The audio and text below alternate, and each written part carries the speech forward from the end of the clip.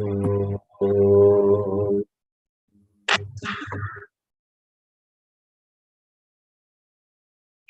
Smriti Purananam Karunalayam Namami Bhagavatpada Shankaram Lokashankaram Shankaram Shankaracharyam Keshavam Badarayanam Sutra Bhashya Kritau Vande Bhagavantau Punah Punah Om Shri Gurubhyo Namaha.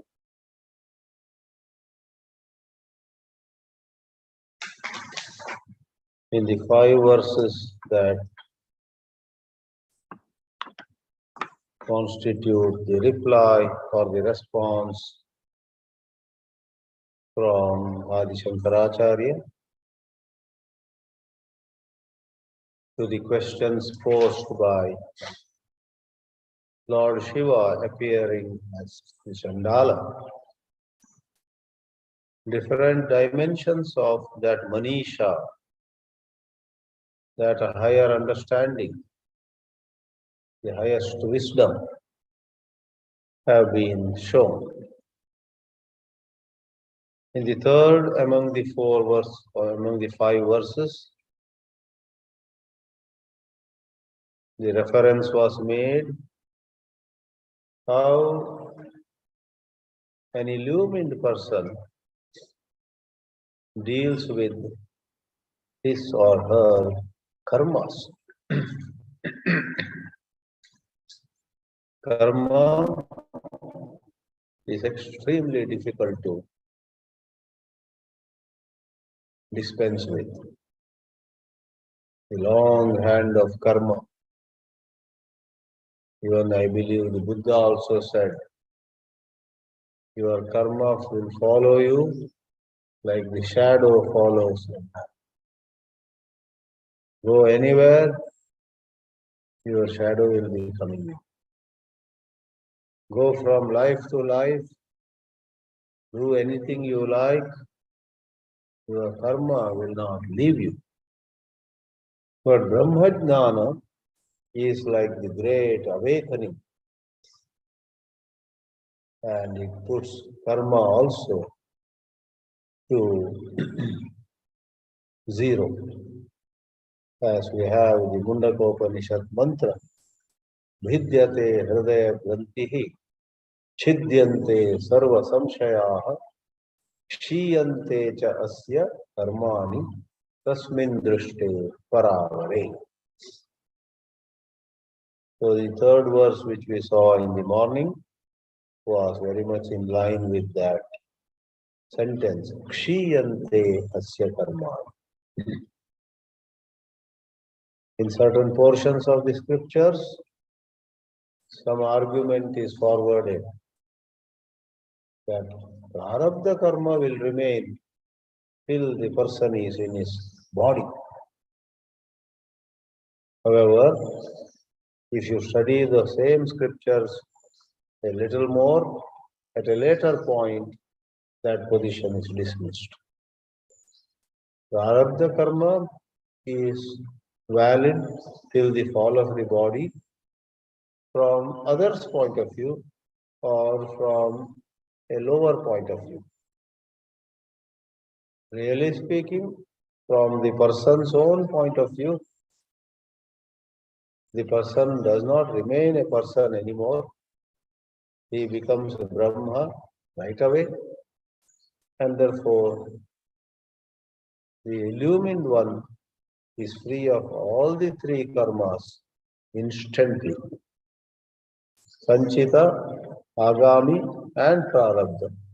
All the 3 are cleared instantly together. One afternoon when Ramana Maharshi was resting, some people thought he had gone to sleep.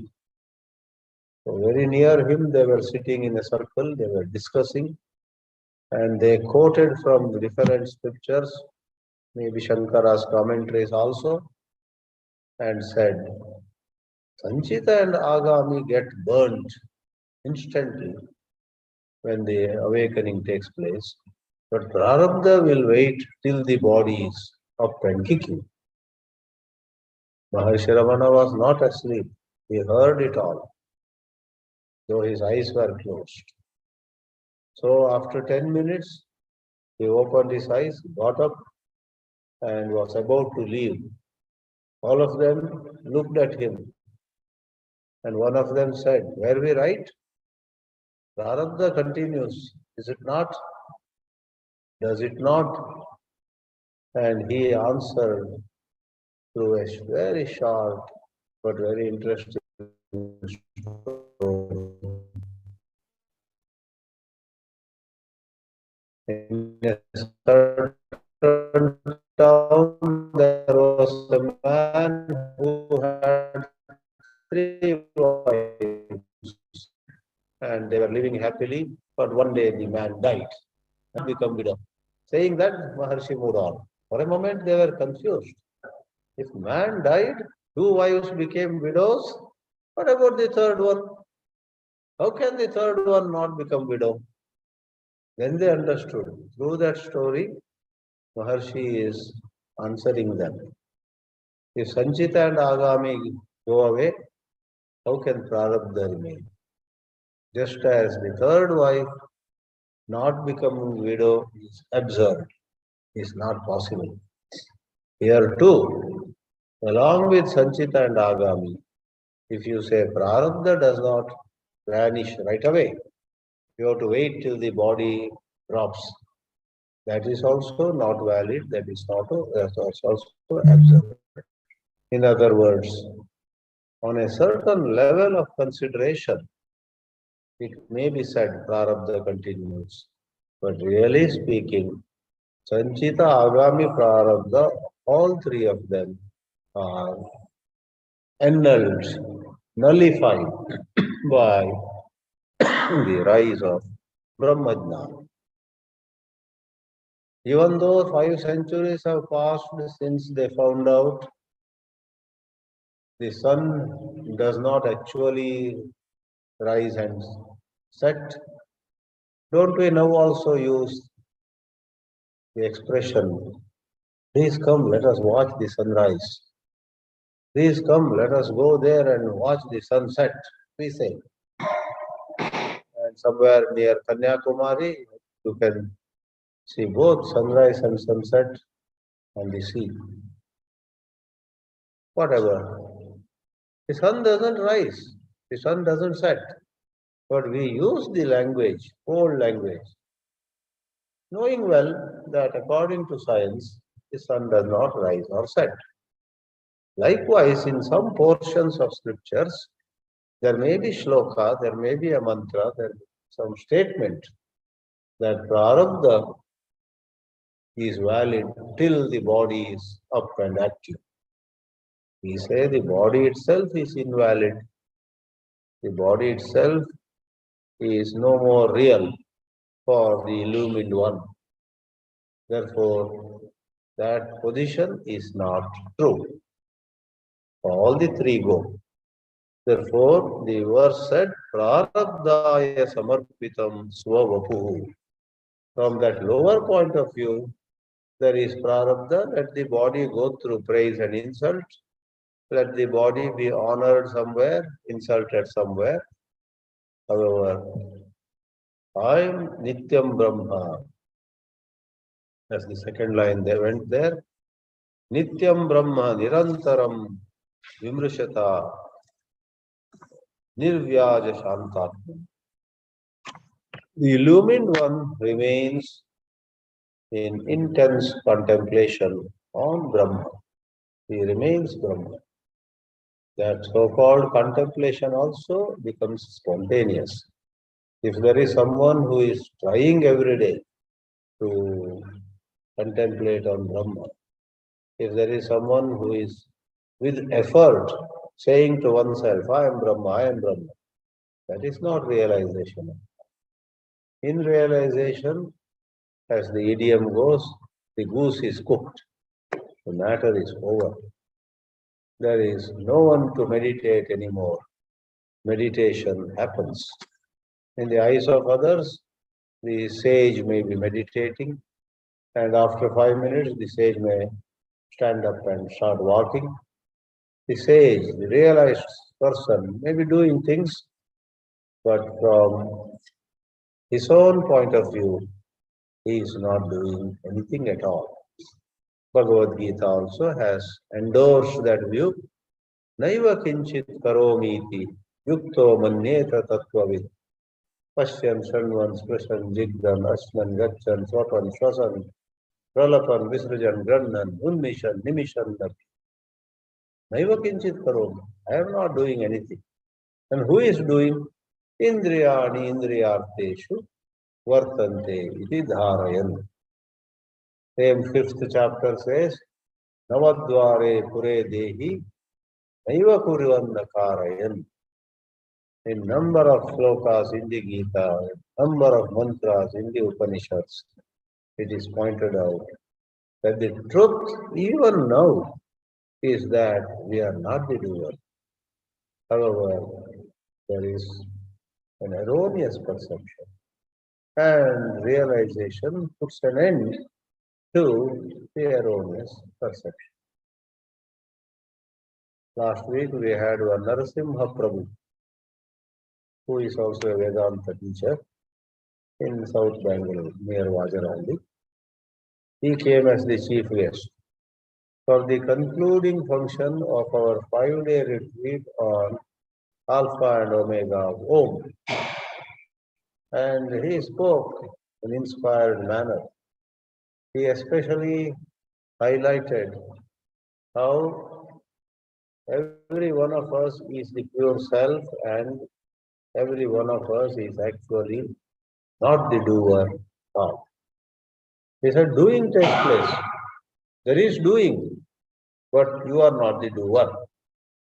And he quoted Gita Shloka, Prakrite Priyamanaihi Gunai Karmana Savasha Ahankara Vimudatma Kartahamidaman. Then one example he gave was very appropriate as well as humorous. He said to all of us, all of you have seen old Kannada movies. Could be any movie too. In old Kannada movies, towards the end of the movie, the hero chases the villain. The villain is trying to escape. The hero chases him and catches hold of him and bashes him up. And the villain falls down on the ground. In some movies, the hero even stands with his foot upon the chest of the villain. Till then, the police are not seen. When the hero has totally vanquished, defeated the villain is on the ground, then the police jeep comes and several policemen jump off the jeep. The inspector comes and arrests that villain. And then in the newspaper, all credit goes to the police. The police caught hold of the villain, arrested him. The inspector, the police constables all show in the picture. So Narasimha Prabhu said, just as the police had not done anything at all. After the hero had finished everything, they came and took credit. They claimed that we arrested this villain. Same way, Prakriti does everything, but our Ahankara says, I did. Ahankara Vimudatma Karta Aham Iti Manyatu. That example was really very interesting. Continuing in the 4th verse, Sri Shankaracharya again highlights the Chit Tattva, Chaitanya Tattva. How this Chaitanya, this pure consciousness, this light is, on one hand, as an earlier verse said, is shining. The light is shining in waking, dream and deep sleep. But on the other, as this shloka shows, it's shining in human beings, in animals whose body is parallel to the ground, those who go on 4 legs. This light of consciousness shines in devatas also. In ants, earlier it was said, Brahma di Pipili Kanta Tanushu. He highlights that Chit Tattva. He says, Yatiryam Naradevata Virahamiti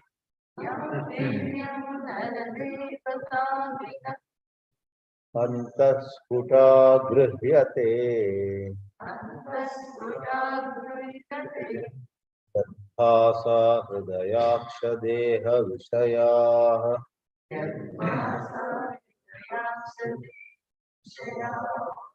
Panti Svato Achetanaha Tam Bhasyaihi Vihitarkamandala Nibham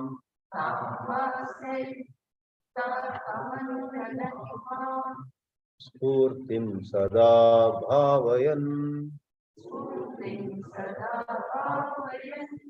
Yogi Nirvratamanaso hi Guru Riti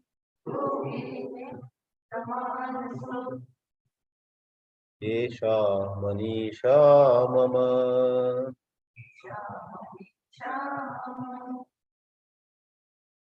Yesha Manīṣā Mama.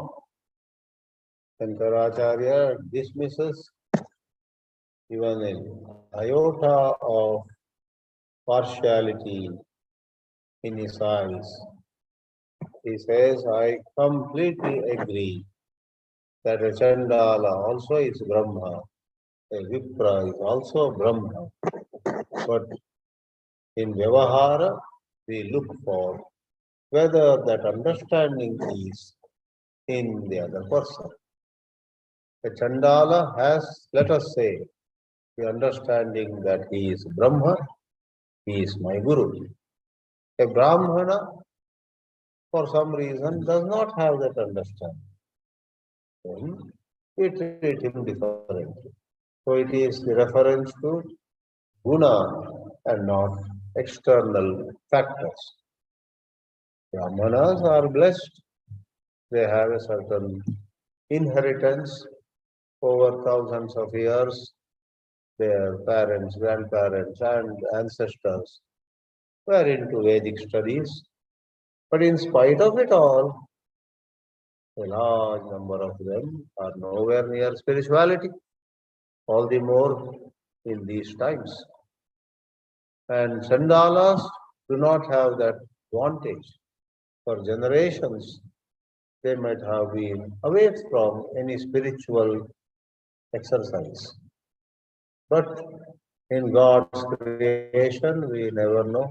There could be a Chandala who, by God's grace, from early childhood has a spiritual leaning. So we have Tukarama was not Brahmin, while Gnaneshwar was a Brahmin. Vivekananda was not Brahmin. Sri Ramakrishna was a Brahmin. And so on and so forth. We had one Vedara Kannappa. Veda means hunter. Hunter Kannappa. That hunter Kannappa was such a great devotee of Lord Shiva. He takes out his own eye and places it upon the Shiva Linga. Then Shiva is pleased and gives him darshan. In Kannada, the famous actor Rajkumar was hero in more than 200 movies. But about him it is always remembered. The first movie he played, he took the role of hero. Maybe otherwise also it was his first movie. It was Hunter Kannappa. That movie shows the story of Kannappa with, of course, a lot of dramatization. So, no matter in what external settings one is born, man or woman, high caste or low caste, European or Indian, Shankara says, if someone has the spiritual awakening, I simply don't make an issue. Saha Guru. Even Prime Minister Modi, in one of his recent short talks, gives a tribute to somebody called Jonas Jonas Mukase or someone, Brazilian fellow, Brazilian fellow, and he is a white European he looks, maybe a certain mixed uh, Spanish and other. Brazil had a lot of these Portuguese people also. Brazil has Portuguese mainly. So his first name is Jonas. He may be about 40-year-old now. About him, in that radio series Narendra Modi gives, Man Ki Baat, something from his heart. He compliments. I appreciate Jonas Murphy, let us say. Second name is very different. It's a nice short video. I appreciate Jonas of Brazil, who is so much into Vedanta, who has studied the Vedas. True enough, this man Jonas had come to India, spent 3 years in Swami Dayananda's ashram in Coimbatore, Anekatti, we call it. And very sincerely, he studied Vedas, whatever was taught. All Vedas, one life is not. But he has learnt all the major suktas, Rudra, Chamaka. And unlike many other foreigners, we see in that video clip, Jonas' pronunciation is very good. He has learnt the chanting, Ucharana, Swara, just as Indians do. Excellent chanting, and he is so dedicated. He is Brazilian. Probably in his younger days, he was a meat eater. Probably he was into various other practices. But Purva Sanskar, God's play. He now not only recites Veda Mantra and has studied the Upanishads, has studied Sanskrit. Back in Brazil, he runs a Vedanta school. And regularly, morning and evening, he teaches Vedanta to Brazilians, probably in the language of Portuguese. And if you see that video, you find that he is not one of those just come and go type. Very dedicated, very sincere. For that matter, even in Hare Krishna organization also, there are a lot of these Europeans or Americans, white people. They have embraced Sanatana Dharma with so much of devotion, so much of love. The way they worship Sri Krishna, the way they have a goshala and take care of cows, the way they make their little children also wear Indian dress, run around like Indian children. We never know. Therefore, in that spirit, Acharya Shankara had said long back, whoever it is, spurtim sada bhavayan. If one is bhavayan means meditating. If one is all the time sada bhavayan, meditating upon that spurti, that shining awareness, and as a result, he is a yogi. He is nirvrita manasa. Nirvrita means extremely happy. Nirvriti is sukha. Nirvriti is not nivritta. Nivritta is retired. And nirvritta also is done, performed. This is nirvrita. So in nivritti and nirvritti, double tha is involved because the verbal root is vrit vartate. In nirvrita, there is no double T. It is not nirvritta, but nirvrita. Why? The verbal root does not have a tha at all. The verbal root dhatu here is vr, vrinoti or vr vrinute. So vr is the dhatu and you put tha pratyaya vrita. Whereas take the well-known word for retired, people say, I am now nivritta. Nivritta, the ta, double ta. Because the verbal root provides one ta and the past passive participle provides the second ta. So we must carefully see yogi nirvrita manasa. One whose manasa mind is extremely happy. This illumined person, irrespective of externalities. The person could be physically handicapped also. The example that comes to our mind is Ashtavakra. Ashtavakra moves into the court of King Janaka, almost crawling because he had 8 deformities. So what? Body was deformed, but the buddhi was very clear. He had Brahmajnana. Our scriptures have all along said on a certain level of vyavahara, distinctions are necessary for the society. We cannot even now argue that the whole world should go for kilometers and we wait for kgs, meters, MKs, meters, kilograms, and seconds. The most powerful country, America, doesn't go by that. United States goes for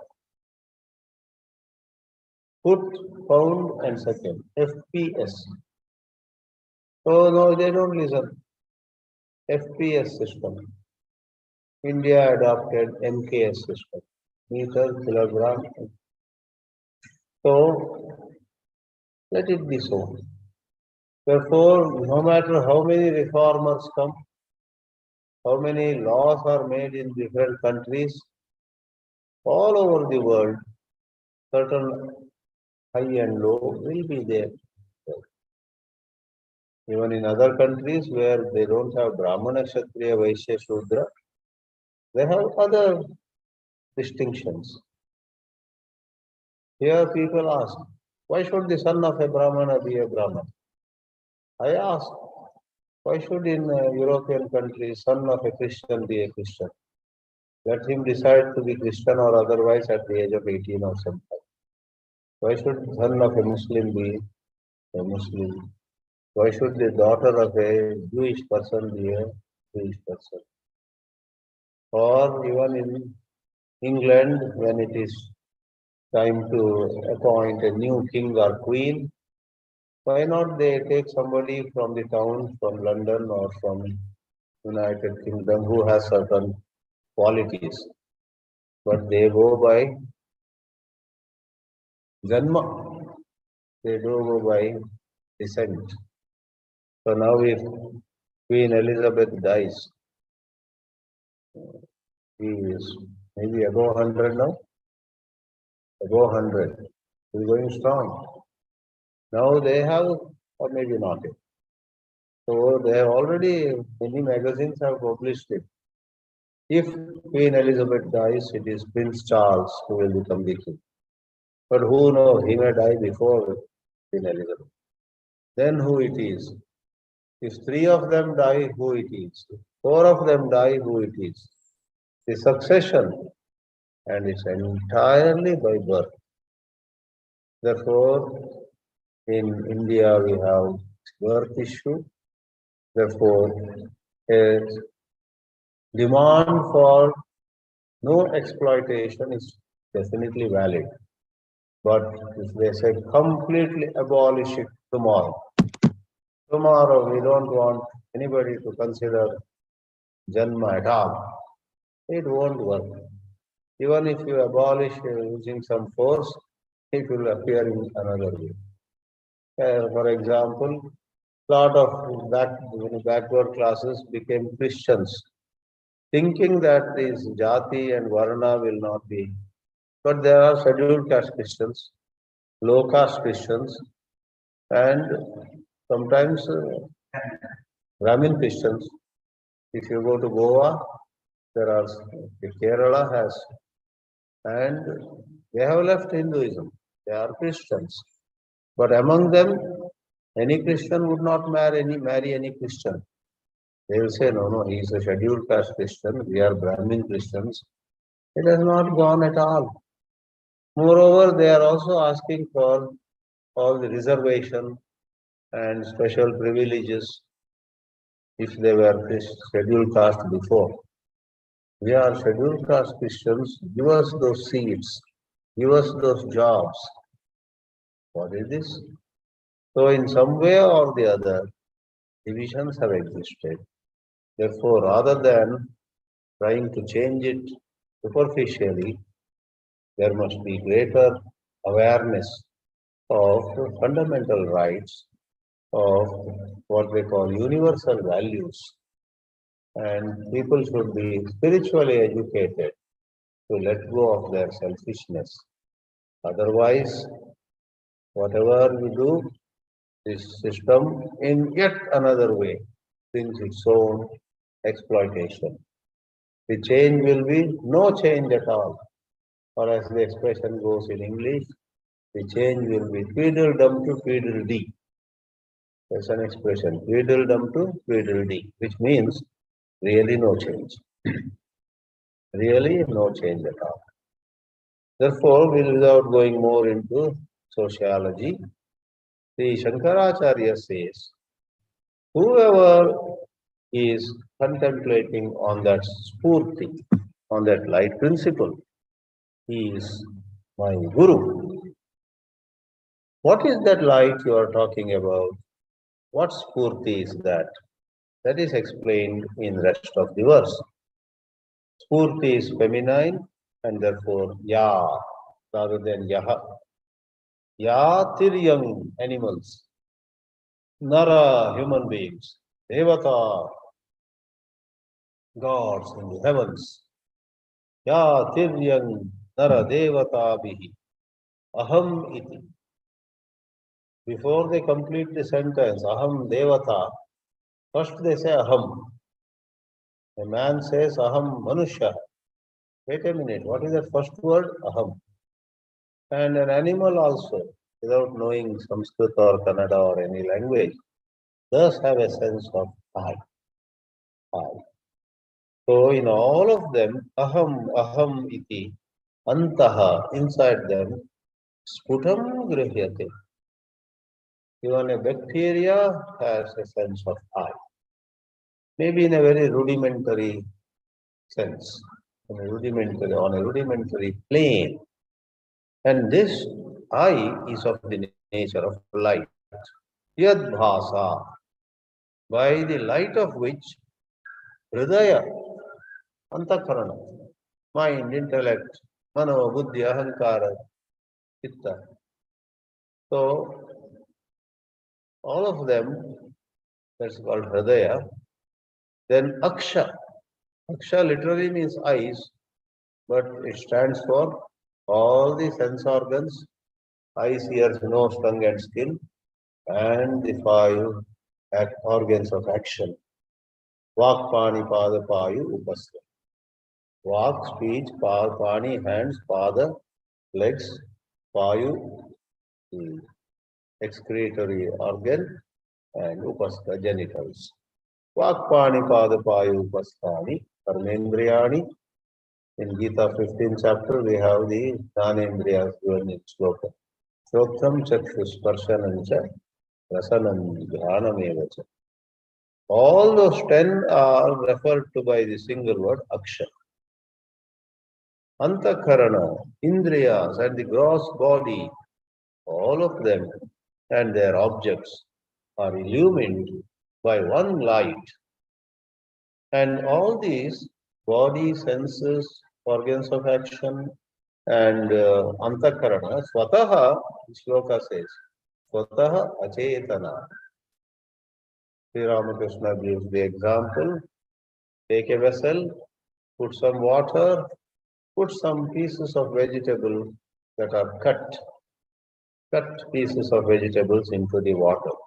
Turn the gas stove on. In a little while, water begins to boil and all the pieces of vegetable are moving up and down or maybe in circle, whatever fashion. How come they are moving? By themselves they are stationary. But because of the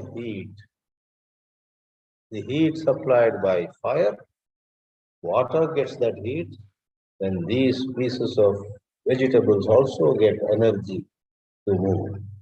Likewise, Hridayaksha Deha Vishayaha Chetanavat Bhanti Yadyapi Tani or Te Swataha Achetanaha. They are not Bhasaka. Third line says they are Bhasya.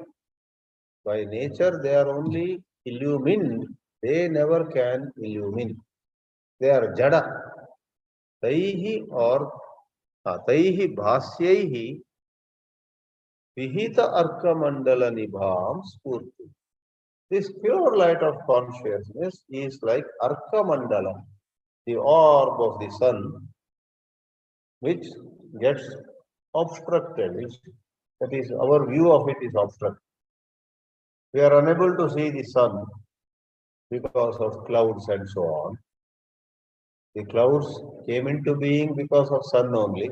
Water evaporated and clouds became to existence. Likewise, here also, this antakarana, this body, this karmendriya, this jnanendriya, these pranas, these tables, these chairs, all of them actually came into existence because of the pure Satchit. But look at the irony. They, whose very existence is thanks to the pure self, in a manner, obstruct the intuitive understanding of that spirit. Vihita means apihita, covered. You take a pot and put a lid, vihita. Apidhana means a lid. Vihita arka mandala nibha. So whoever meditates on that pure consciousness, which really cannot be obstructed, cannot be really blocked or covered, but when there is asamyak darshan, when there is erroneous seeing, it seems that we don't know who we are. It's actually a contradiction in terms. How can we ever not know who we are? In a way, we always know who we are. In Gita Bhashya, Adi Shankara says at a certain place, Nahi Atma Nama Kasyachit Aprasiddha Bhavati. There is no one who does not know the Atma. Atma Nama Kasyachidapi Aprasiddha Na Bhavati. That means Sarvasyapi Atma Prasiddha Eva. Aprasiddha Na Bhavati. Prasiddha means well known. Every one of us knows we are the self, but that is where the wonder of wonders. We say we don't know. Therefore, Maharshi Ramana puts the question back to us. You say you do not know. Wait a minute. Who is saying you do not know? Who is saying I do not know? Question that entity. Therefore, there is the expression, doubt the doubter. Yasya samshayaha tameva pracha. Ask that very, whoever that is, who is saying I don't know. Doubt the doubter.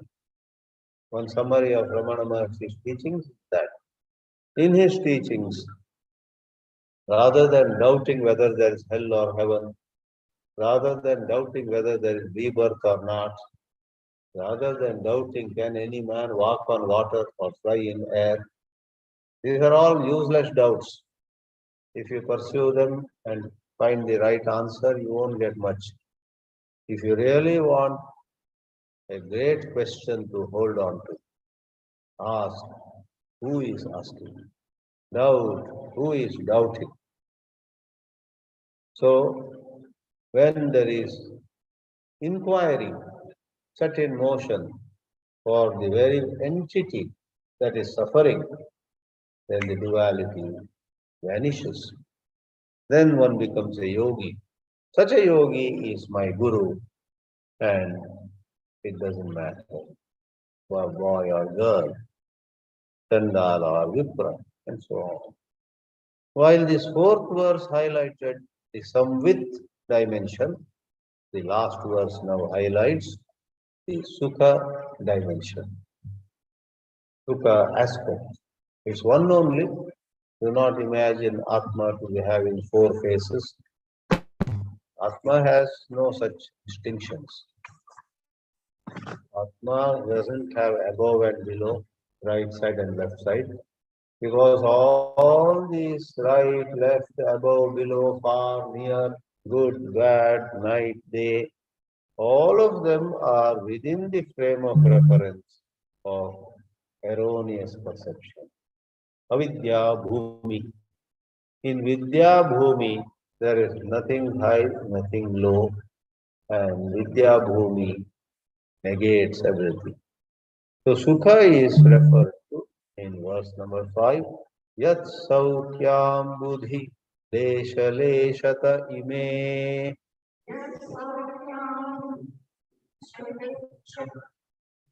Chakradayo Nirvritaha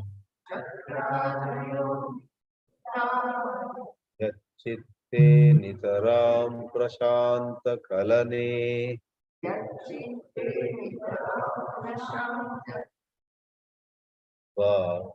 Nirvritaha Yasmin Nitya Sukhambudhau Galitadhihi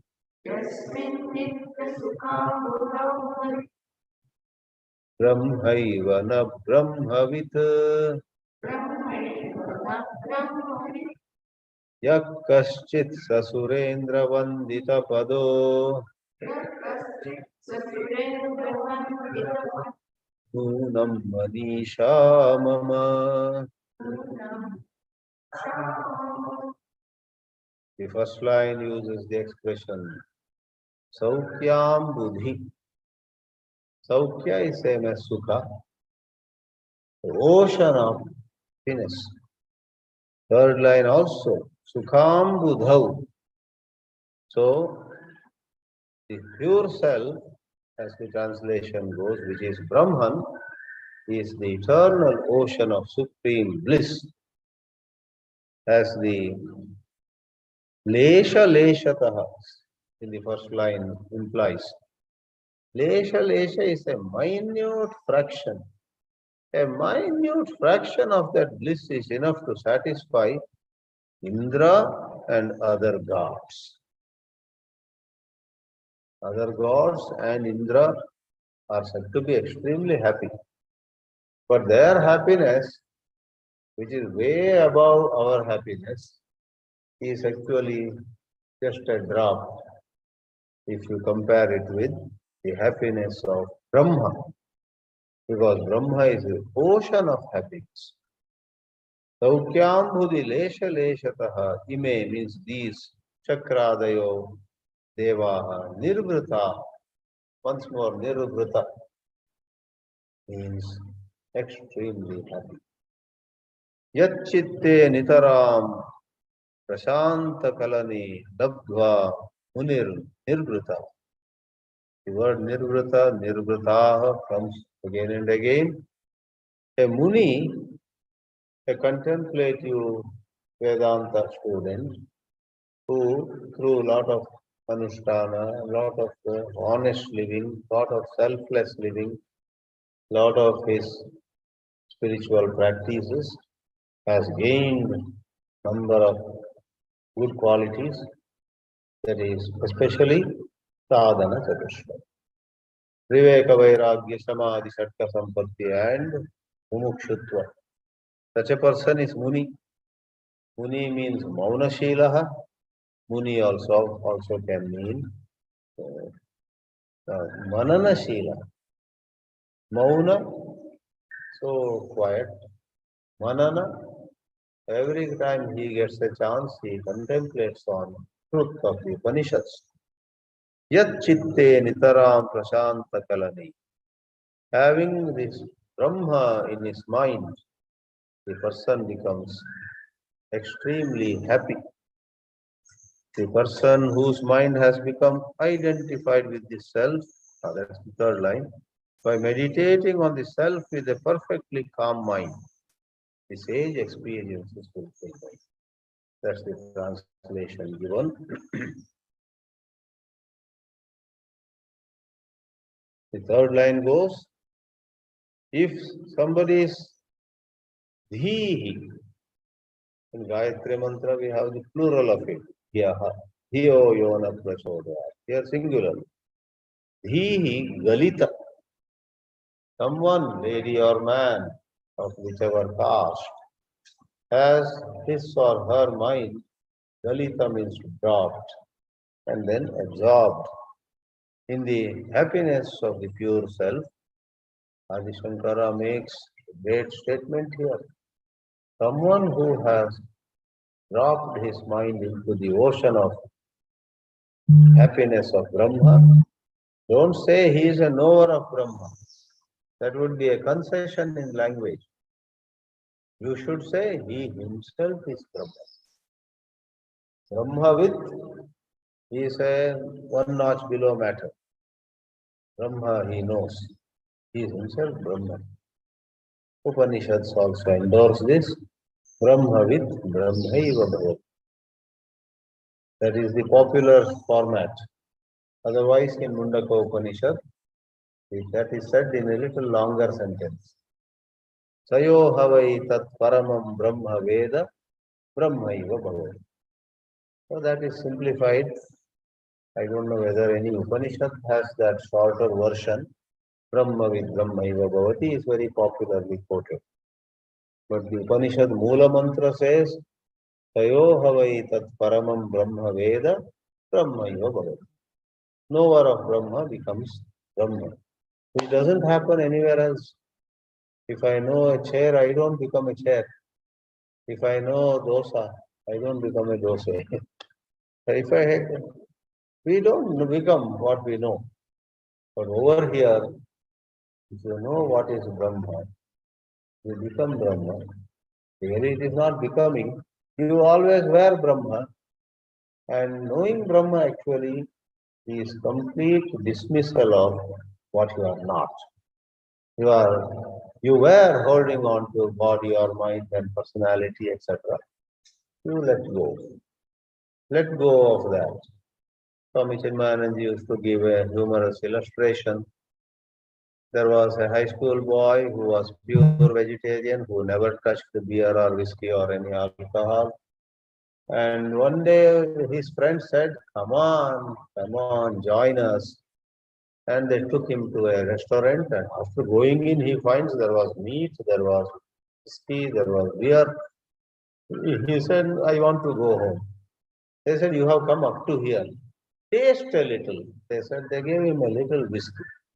Just a little whiskey, but because this boy from a good samskara family, family with good samskara, he felt on one hand psychologically embarrassed. I took whiskey. What will my mother say now if she comes to know? My mother and father will be very shocked. Meanwhile, that little whiskey started acting on his brain. And in the restaurant itself, he started crying. He was a very good boy, actually. He did not deliberately go. Somehow the friends said, come. They pulled him there. He started crying, take me home, take me home. So those friends also were good boys. They did not imagine that he react so much. They thought he would just enjoy. Oh, he was crying, take me home. I didn't want to come here. My parents will be so shocked and upset. Immediately they got an auto rickshaw and took him back and knocked at the door. His mother opened the door. They said, your son, please, he is little upset, take care of him. And they went back by the same auto. And the mother took the boy and he was still saying, take me home, take me home. Because he was so upset and he did not even know where he was. So the mother took him to his bedroom and made him lie flat. He is lying on the bed, but crying, Amma, take me home, Appa, take me home. He is already home. But he is saying, take me home. After another hour or so, that whiskey effect slowly went away, and he looks around. Then he says, Amma, am I already home? He said, you came home 1 hour ago. Your friends brought you in an auto. But last 1 hour, every now and then you are crying, take me home, take me home. Like a fixation, like a bug that has entered his brain. So, if you say that boy finally reached home, he had reached home 1 hour before. Same way, Brahma eva na Brahma with. Don't call him Brahma with. He is Brahma only. Because in that insight, complete letting go happens. And you discover to where you are, you will be Brahma. Time itself appears and disappears in. To say you were Brahma, you are Brahma, you will be Brahma is as though the axis of time is an unquestionable truth, which is not so. Time is another illusion. Time is part of this avidya bhumi and therefore is false. But going by our ordinary, usual, common language, we say, I was Brahma, I am Brahma, I will be Brahma. Really speaking, one must say, I am Brahma, and past, present, and future appeared in me and vanished. The divisions of time appear, vanish. Like in a movie, we see Kal Aaj or Kal. Some movie or like that was there, Raj Kapoor. And you find previous generation, and within that 2 hours movie, the present generation, and then the future generation. All are over in 2 hours. And we come out of the cinema theater saying, that was wonderful. And the grandfather was so well done. And the grandson. The life of 3 generations all shown in this movie. Really only 2 hours. But this 2 hours also is an illusion, is an appearance. In Brahma, there is no time at all. Therefore we say, Brahmaiva na Brahmavit yak kaschit. Instead of saying Chandalostu, Saha, Dvijaha astu, it is said yak kaschit. Whoever it may be. The person may be of any external appearance, any background. Surendra Vandita Pada. The very first line also mentioned Indra by the word Shakra. And in the last line also Surendra. Surapati, that is king of gods, that is Indra only. This Brahmavid is someone whose feet are worshipped even by Indra. Indra also will come running. How come this person has attained Brahma? I could become Indra with my merit. Shatakratuhu Chakraha, they say. 100 Ashwamedha or one of those big yajnas, if one does, one becomes Indra. A lot of work, lot of leadership, lot of intelligence, lot of ability to have everyone with himself. Because for 100 Ashwamedha yajnas, how much arrangements.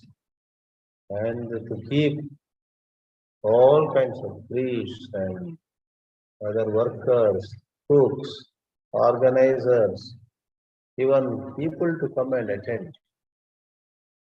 It's a whole art, it requires, it's like a mega show.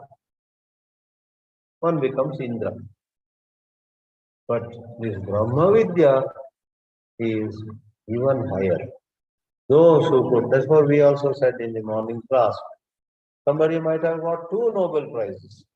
There are 1 or 2 people in the history of Nobel Prize who got the Nobel Prize twice.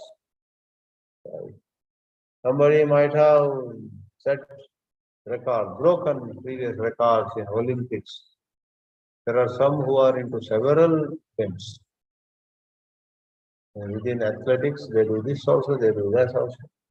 They are in high jump also, they are in long jump also, and both of them, in both the events, they get gold medal. So Indra is like that, highly accomplished. But neither Indra nor someone who has got double gold medal in the same Olympic event can claim that he or she has found true happiness. Surendra Vandita Pada, such a person, instead of saying is my guru, which is also implied here, such a person has to be worshipped even by Indra. Indra has to come and touch his feet. That's also a compliment given to someone who has Brahma Jnana. And the sum and substance of this entire composition of 5 shlokas is obviously and certainly we do not make any distinction between a Chandala and Vipra just by externalities. Distinction is made on the basis of wisdom, on the basis of attributes, gunas. But as we have explained in previous lectures, in running of a society, so many norms have been set. I often mention, somebody in America might have spent 10 years in jail for some heinous crime, and just last week he got released. His sentence got over, let us say. He buys an international ticket and comes to Europe. In so many countries of Europe, if he shows his American citizenship, he is just allowed free entry. He doesn't require visa. A lot of Indians become US citizens mainly for that reason. So the travel becomes easy wherever they go. So US passport, yes sir, please go. Whereas imagine a saintly person, scholarly person, winner of Jnanapith Award, and may be honored with Padma Vibhushana in India, etc., etc., goes to Europe, everywhere his visa will be checked. Citizenship is not enough. If you show, I'm an Indian citizen, that's okay, show you have, what is that one strange visa is there which can, Schengen, I've taken it once, Schengen visa. That permits you to go into some 21 countries or so, whatever. So, do you have Schengen visa? Or if it is UK and a separate one, like UK visa, yeah. Whereas American citizens don't. So, in Vyavahara, because of various treaties and sometimes money is paid, sometimes the country stands guarantee. If our citizen does some mischief, we will take responsibility. And many developing countries may not take responsibility. If an American citizen then does some crime, because they let him in so easily, the US will take care of it in some way. Whatever. Likewise, this in Vyavahara, various. There is another example. In an aeroplane, typically, only the pilots can go into the cockpit. If you and I who have a business class ticket too, if we get up and say, I protest against this discrimination. I assure you, trust me, I won't do anything. I won't damage the machine, the equipment. But don't ill-treat me by saying I can't go into the cockpit. All I want to say is, I want to say good morning to the pilot and just pat him on the back. Then I'll come out. They will say, no, we can't take risk. Can you call it a discrimination? In some sense, yes. But in another sense, there is a basis for that kind of Vyavahara Niyama. I'll give one last example and conclude the lecture. When I was Acharya in 1992 in Bombay, Chinmaya Mission's ashram, Kanchi Shankaracharya visited us. Jayendra Saraswati, he came on one occasion. On the same occasion or another occasion, Shankara Vijayendra Saraswati. So all of us received him. And we even removed our shirt, etc., because we not appreciated in a nice way. Even foreigners, we have foreign students. They also no shirt, only on shalya and you see that's okay. That's one part. There also I have other things to share, not here. No? But what slightly embarrassed me was, in fact, I didn't like it, though I understood it. When they came in, Shankaracharya came in, and Shankara Vijayendra Saraswati, and I think Jayendra also, Jayendra Saraswati, both were there. There were some Brahmins with them. The priests, they were there. They came. And in our Jagadishwara temple in Mines and headquarters in Bombay, there is a Garbhagriha. And in Garbhagriha, nobody enters except the two Archakas, as is the custom at many places. Now, these Brahmanas who had come with Shankaracharya of Kanchi, Shankaracharyas of Kanchi, they did not ask anybody. I was the Acharya in charge of the ashram. They did not ask me. That's where I got first a little bit embarrassed. They came and there's a little pedestal. They jumped over it and straight went to the Shiva Linga, and then they had some puja samagri, they put some flowers and all that. I said, but this is not their ashram. For a moment I was embarrassed.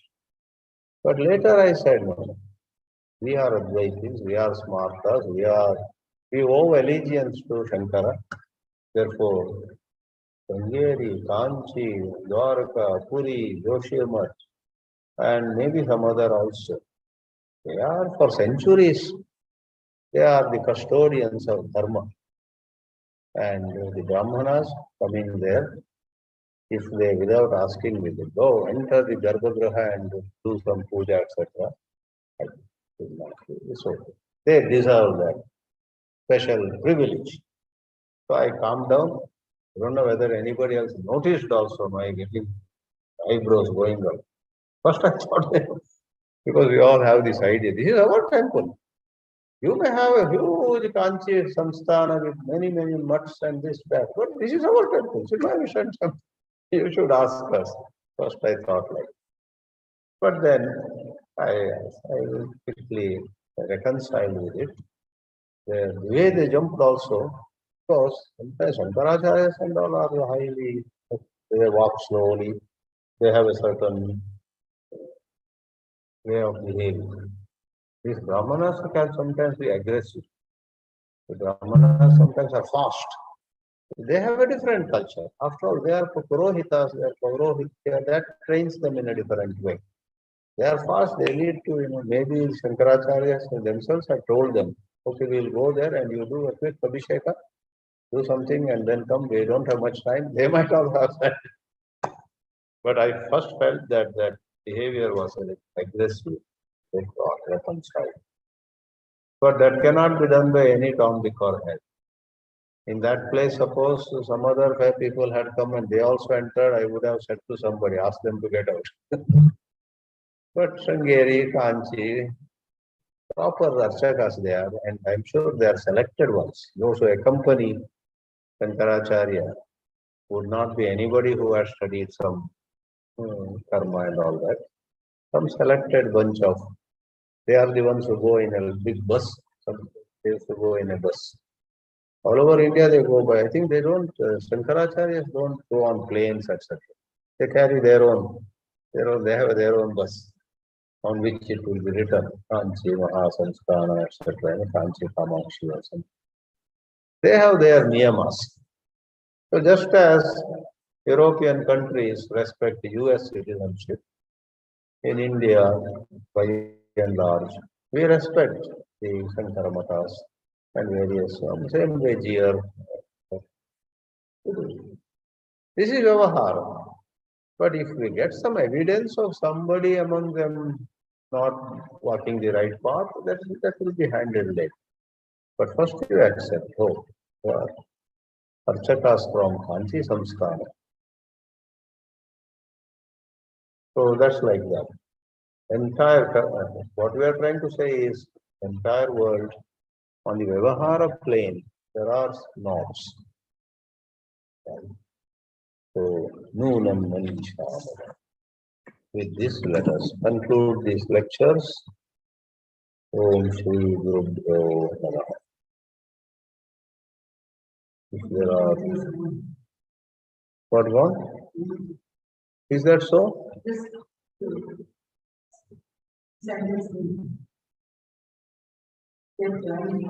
Okay. Okay. So you see, my picture is continuing because without internet also it runs. Camera or Zoom is running. This. Oh. So it's not direct camera, it is Zoom using this camera. So yeah, my net is okay. Full.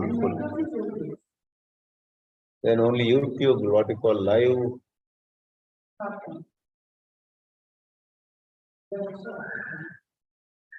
Okay, any comment or any question from here?